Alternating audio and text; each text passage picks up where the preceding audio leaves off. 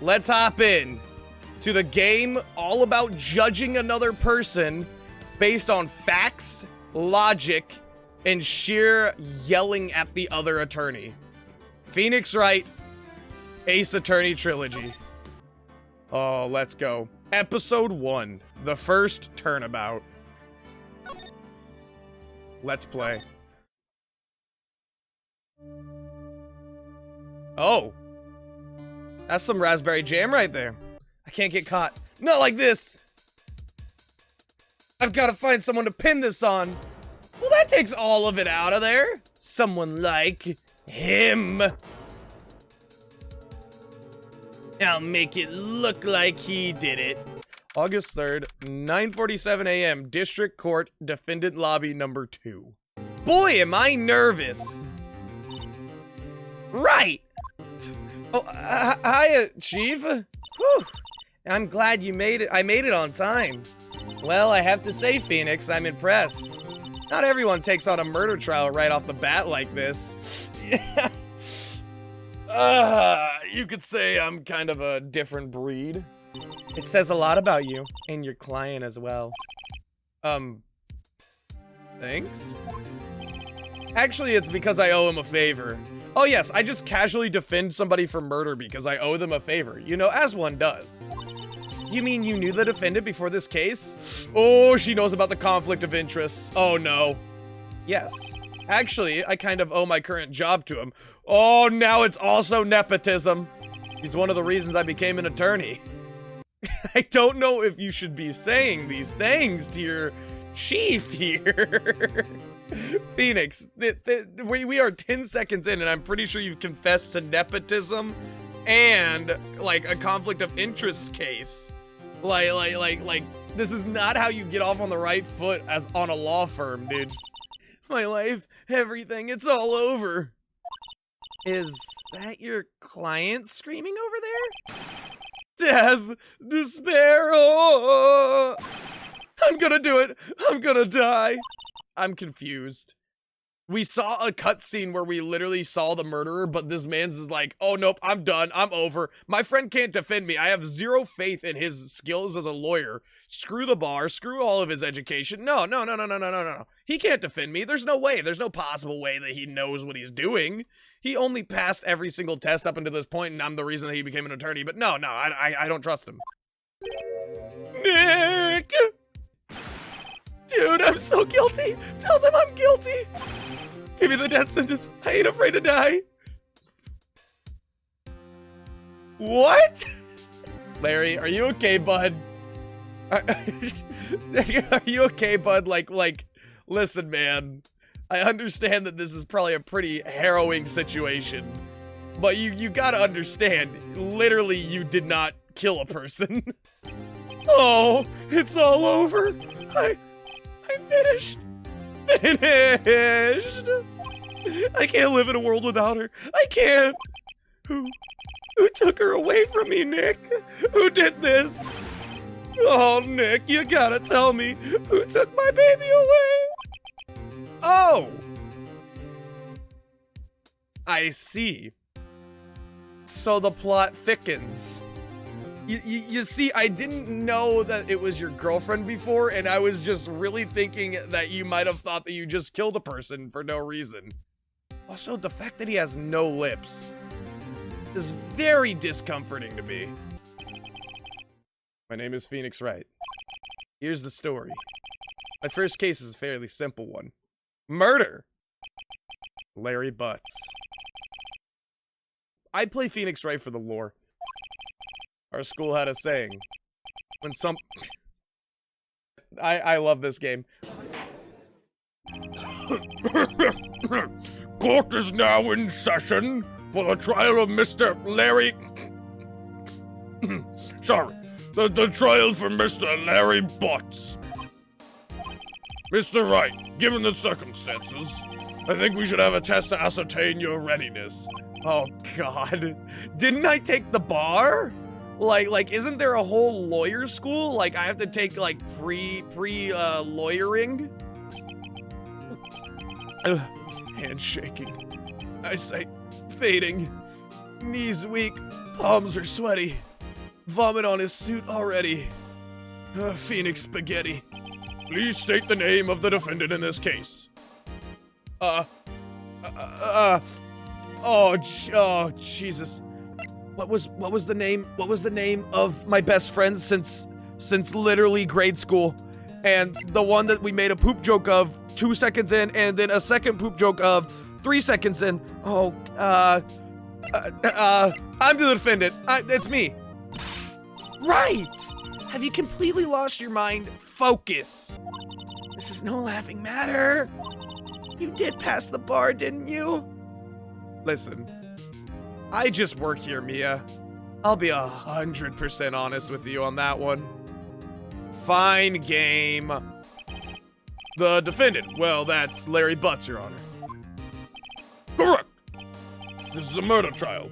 Tell me, what's the victim's name? Did they give us a name? Phoenix, are you absolutely sure you're up to this? You don't even know the victim's name? Oh, the victim. Of course I know the victim's name. Duh. It's girl Red Dead, James Marston, Jimmy Two-Tone, Jane Cabbage. I think I feel a migraine coming on. Look, the victim's name is listed in the court record. Cindy! That was my second guess. Mr. Wright, who's the victim in the case? Cinderblock. The person in question was a victim of murder, not ill-conceived naming. Right. You forget something, please use tab as according to our legal procedures.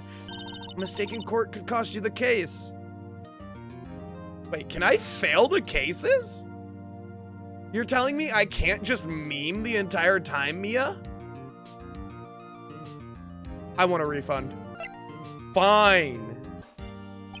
Correct. Now, tell me what was the cause of death. She died because she was... I mean, I'm assuming it was hit with a blunt object. Because I think strangulation doesn't cause bleeding from the cranial cavity. And I think that a poisoning could if you bled out your ear because of it, but I'm just gonna go out on a limb here. Let's check the court record. This is a tough one. She was struck once by a blunt object. Correct. You've answered all my questions. I see no reason why we shouldn't proceed. You seem much more relaxed, Mr. Wright. Good for you. Thank you, Your Honor. Because I don't feel relaxed, that's for sure. As Mr. Wright has just told us, the victim was struck with a blunt object. Would you explain to the court just what that object was? The murder weapon was this statue of the Thinker. It was found lying on the floor next to the victim. I see. The court accepts it's evidence. We're gonna save. I don't know if we're gonna get through this trial, man. They just gave out some evidence that seems really sketchy. Be sure to pay attention to any evidence added during the trial. Is that gonna be in my court record? Profiles. Yo, we can, oh my God. Sandy Stone, the victim in this case. A model. She lived in an apartment by herself. Yo, you're telling me my boy Larry Butts scored a model? Yo, Larry, I take back everything I said, man. Up top. Winston Payne, the prosecutor for this case, lacks presence, generally bad at getting his points across. Okay, listen, like I understand that we're in a competing case here, but there's no reason to just put the guy on blast like that. Like, I'm surprised you don't say anything about his Vegeta hairline after that.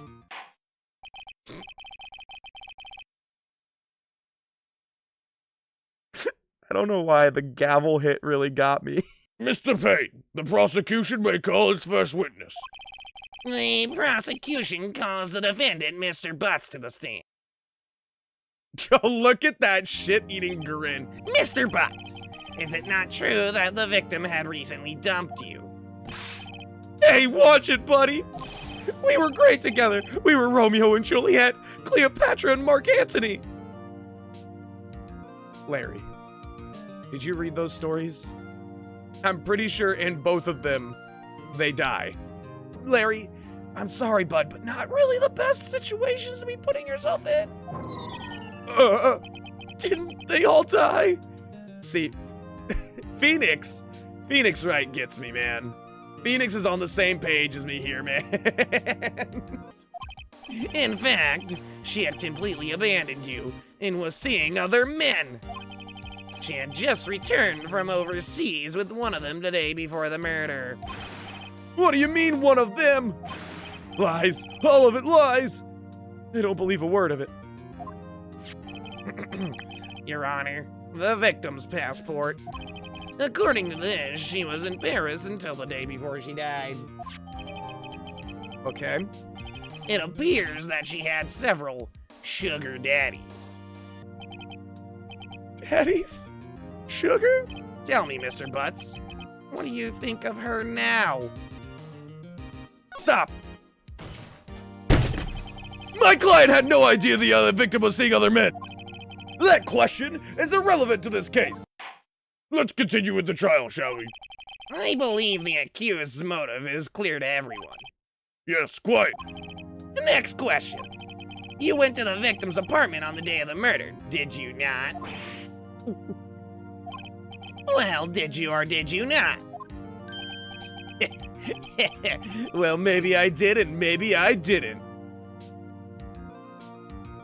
Damn, he's good. Okay, if he was at the scene of the crime, stopping him from answering seems like guilty stuff, right? Have him answer. I know. I'll send him a signal. Tell the truth! I'll send him a signal. I'll bang on this mahogany desk until he gets the point. She wasn't home, man, so, like, I didn't see her. Your Honor, the defendant is lying. Lying? The prosecution would like to call a witness who can prove Mr. Butts is lying. Well, that simplifies matters. Who's your witness? The man who found the victim's body. Just before making the gruesome discovery, he saw the defendant fleeing the scene of the crime. Larry, I gotta be honest with you, man. It's not looking good right now. Mr. Payne, the prosecution may call its witness. Yes, Your Honor. Please bring Mr. Frank Sawit to the stand. Really breaking the bank with these names here, aren't we? Oh my... It's the freaking murderer! What the... Why was he shitty? Mr. Sawit, you may proceed with your testimony. Please tell the court what you saw on the day of the murder. Let's go. I was going door to door, selling subscriptions when I saw a man fleeing an apartment. Checks out, checks out. I thought he must be in a hurry because he left the door half open behind him. Thinking it strange, I looked inside the apartment. Then I saw her lying there, a woman not moving, dead. I quailed. Wailed? I went to a nearby park and found a public phone. Untrackable, untraceable. I remember the time exactly. It was 1 p.m.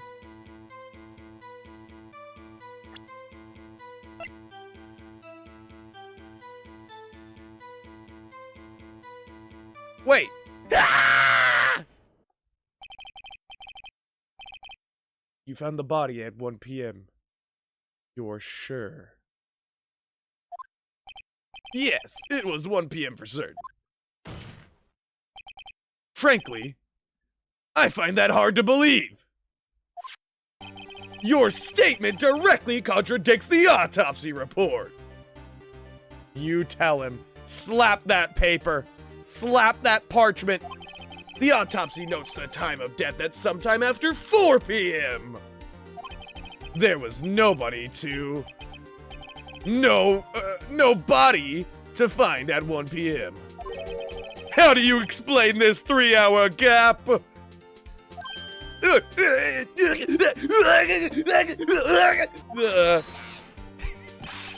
is trivial. The witness merely forgot the time. After his testimony, I find that hard to believe. Mr. Sawit, why were you so certain that you found the body at 1 p.m.?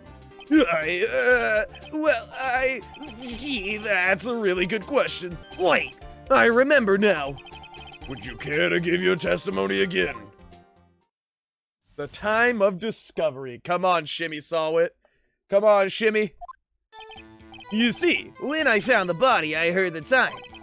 There was a voice saying the time. It was probably coming from the television. Oh, but it was 3 hours off, wasn't it?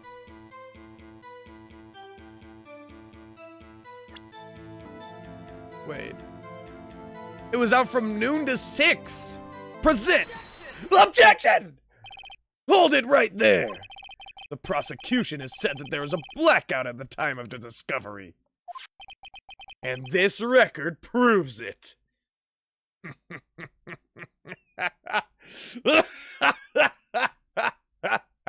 Okay, Phoenix, pull it back. I'm starting to sound a little bit evil. Mahogany! Well... The defense has a point. Do you have an explanation for this, Mr. Sawit? Wait, I remember now.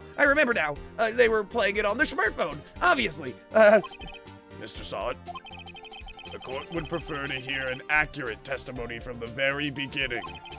These constant corrections are harming your credibility. And you seem rather distraught. Let's hear your testimony once more, please. Actually, I didn't hear the time. I saw it. I get it, like his name. There was a table clock in the apartment, wasn't there? Yeah, the murder weapon. The killer used it to hit the victim. Objection! Wait just a moment. Mahogany! The murder weapon wasn't a clock. It was this statue. Now, how is this supposed to be a clock? We've got him right where we want him. There's no way a statue could be a clock. You with your objections. Where your evidence? Just who do you think you are? Well, I'm the defendant's lawyer. Does nobody know what a lawyer is in this world? Like, am I crazy? Am I going insane here? Why does everybody act like this is their first court case in the history of ever? Your Honor, if I may. Yes, Mr. Payne. As the witness stated, the statue is indeed a clock. The neck is a switch. You just tilt it and it says the time out loud. As it doesn't look like a clock, I submitted it as a statue. My apologies. Well, he said he saw the time. I see. So the murder weapon was a table clock after all.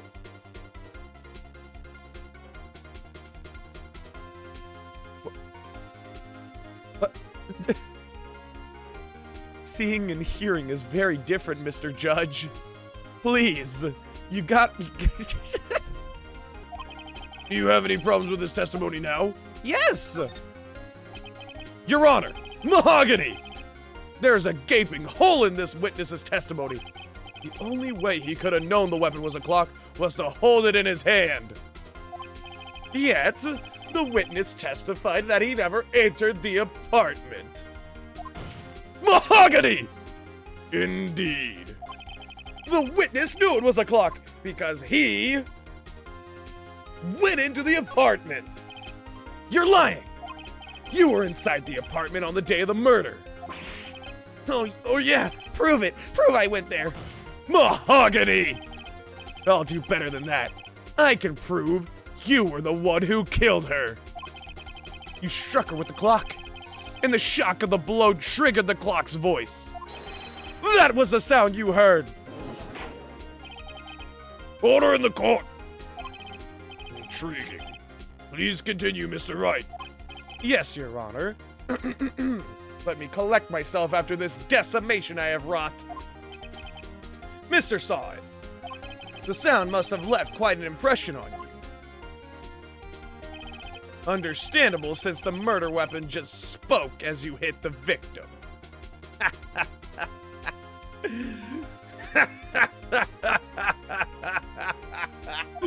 That voice was burned into your mind. That's why you were so certain about the time. What's the meaning of this? This is all baseless conjecture.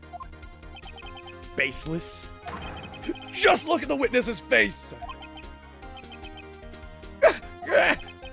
Would the witness care to elaborate? Did you strike the victim with the clock? Yes, witness, did you murder the person? That day, I never, look, the clock, I heard, no, I mean, I saw, Bitch, what? Order! Order in the court, I say! Your Honor, a moment, please. There isn't a shred of evidence to support the defense's claims. Mr. Wright. Your Honor? You claim the sound the witness heard came from the clock. Do you have any evidence? Oh no! Okay, so examining the batteries would tell if the clock's dead, but it won't tell us when it died. Try sounding the clock. Let's sound the clock now, here in this court. Your Honor, may I have the clock? I ask the court to listen very carefully.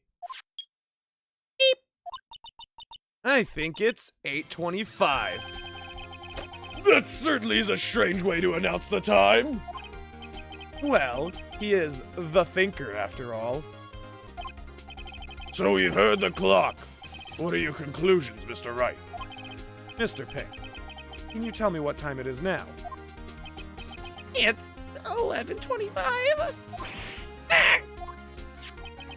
As you can see, this mahogany is very fine and sturdy to hold up to my beratement to it. And this clock is exactly 3 hours slow. Precisely the discrepancy between what Mr. Sawit heard and the actual time of death. So Mr. Sawit, try to talk your way out of this one. Yeah, you forgot one thing. Uh-oh, what's he talking about now? Well, it may seem like that clock is running 3 hours slow. It proves nothing.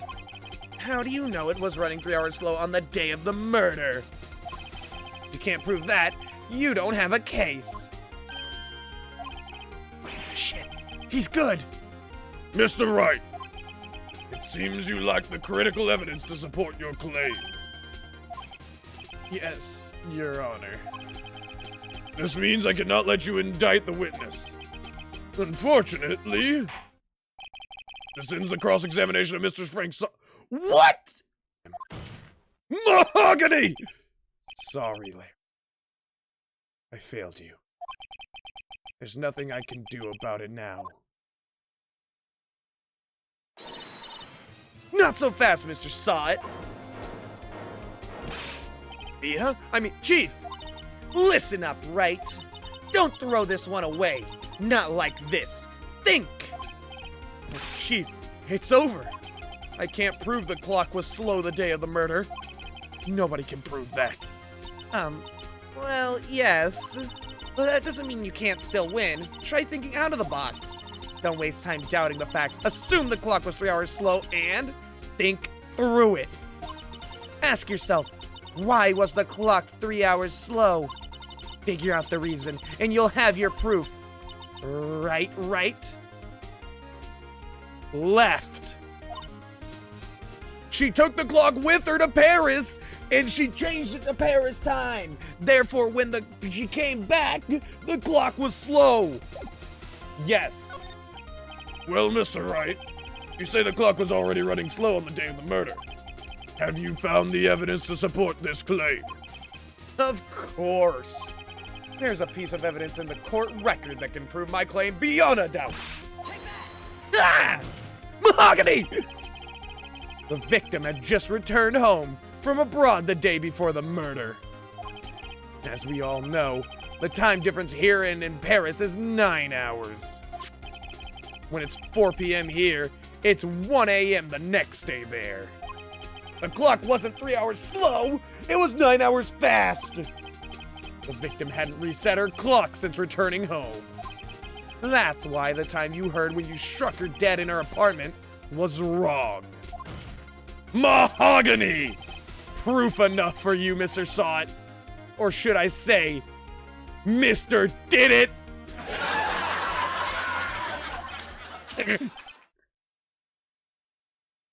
You good? Oh, Jesus! I can't be tried for that, right? I didn't kill him. Order! Order, I say! Well, this case has certainly turned out differently than we all expected. Mr. Payne, your witness. He was arrested and has been taken away, Your Honor. Very well. Mr. Wright. Yes, Your Honor. I have to say I'm impressed. At this point, this is only a formality, but this court finds the defendant, Mr. Larry Butts, not guilty.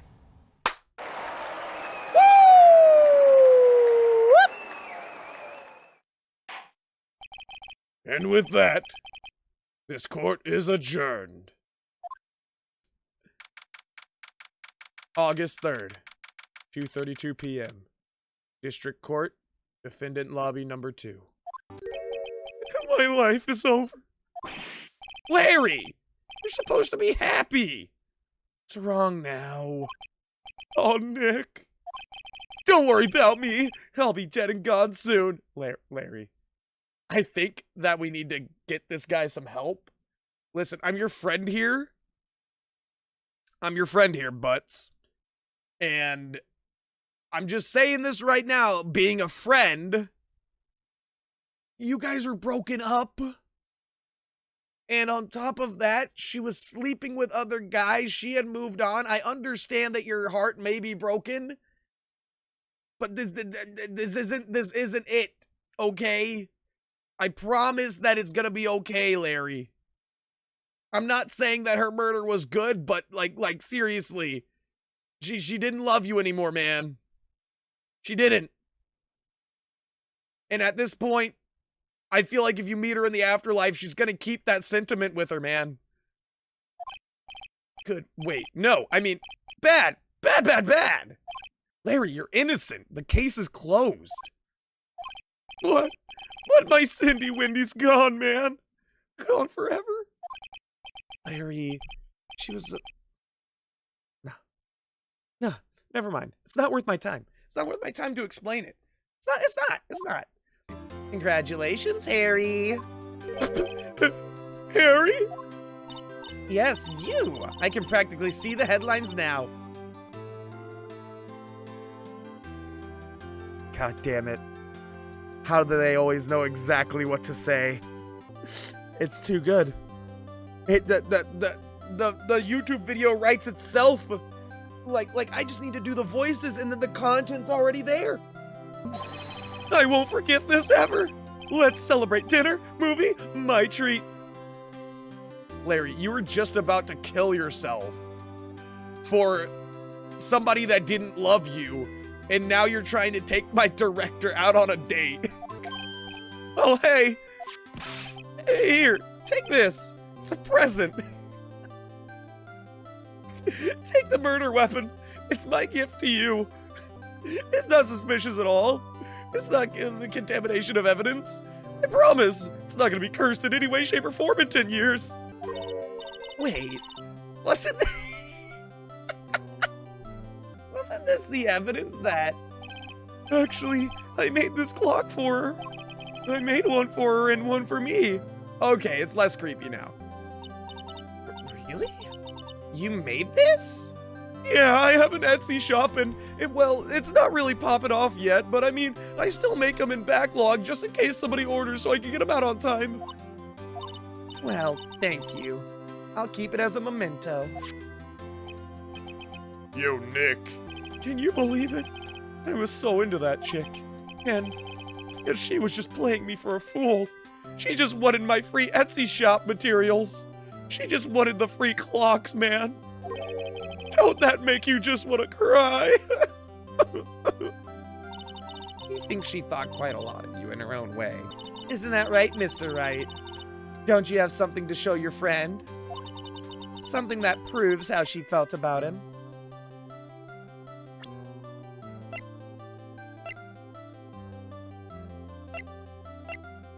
No? Take her passport?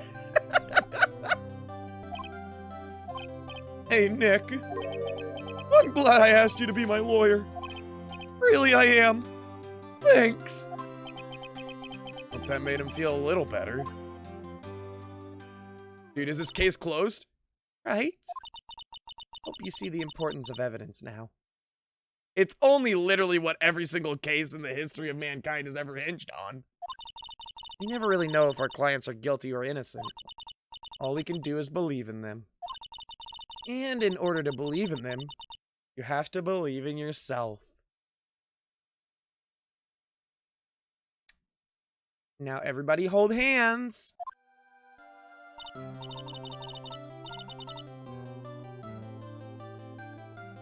What the hell was that? You were saying part of why you became a lawyer was because of him. Yeah, part at least. You'll have to tell me more about it sometime. Maybe over drinks. Are you fucking hitting on me? Because, like, listen. I get the whole, like, boss and mentor and all that dynamic being a little fucked, but she's pretty cute! And so, my first trial came to a close. Larry slapped me on the back and said, "Gee, Nick, it's good to have friends." But I'm pretty sure he's not going to pay us. Unless you count the clock he gave me.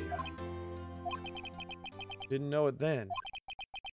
That clock was soon going to be at the center of another incident. And my promise to tell the chief about me and Larry would be one promise that I wouldn't be able to keep. Is Larry gonna get in another fucking incident? Oh, brand new episode, baby! Case closed. Absolutely wrecked in record time.